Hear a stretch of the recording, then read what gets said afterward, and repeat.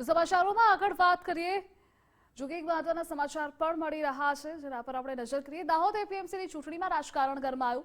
ભાજપના જ કાર્યકરોએ અપક્ષ ઉમેદવારી નોંધાવી। ભાજપના મેન્ડેટના ઉમેદવારો વિરુદ્ધ ઉમેદવારી નોંધાવી। પૂર્વ શહેર પ્રમુખ સહિત 3ને ભાજપમાંથી સસ્પેન્ડ કરાયા। પૂર્વ શહેર પ્રમુખ કમલેશ રાઠીને 6 વર્ષ માટે સસ્પેન્ડ કરાયા છે। વિગતસિંહ પરાસ, મનુભાઈ માવીને 6 વર્ષ માટે સસ્પેન્ડ કરાયા। કાર્યકરો પક્ષ વિરુદ્ધ જતા ભાજપ દ્વારા આ કાર્યવાહી કરવામાં આવી છે। સંવાદદાતા શાબેર જોડાયેલા છે। શાબેર, એપીએમસીની ચૂંટણીમાં રાજકારણમાં ગરમાવો આવ્યો છે, વિગતો જણાવશો।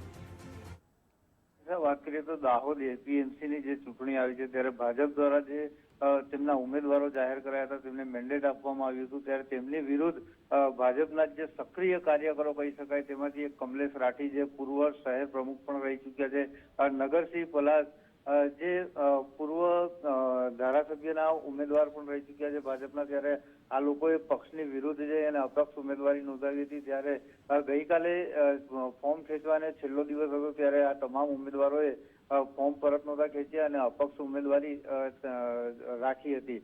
ત્યારે ભારતીય જનતા પાર્ટી દ્વારા જે તમામ જે સભ્યો છે પૂર્વ પ્રમુખ કમલેશ રાઠી, નગરસિંહ પલાસ, મનુ માવી ત્રણેયને 6 વર્ષ માટે પક્ષમાંથી સસ્પેન્ડ કરી કાર્યવાહી કરી છે। જી શાબેર, જોડાવા બદલ આભાર આપનો।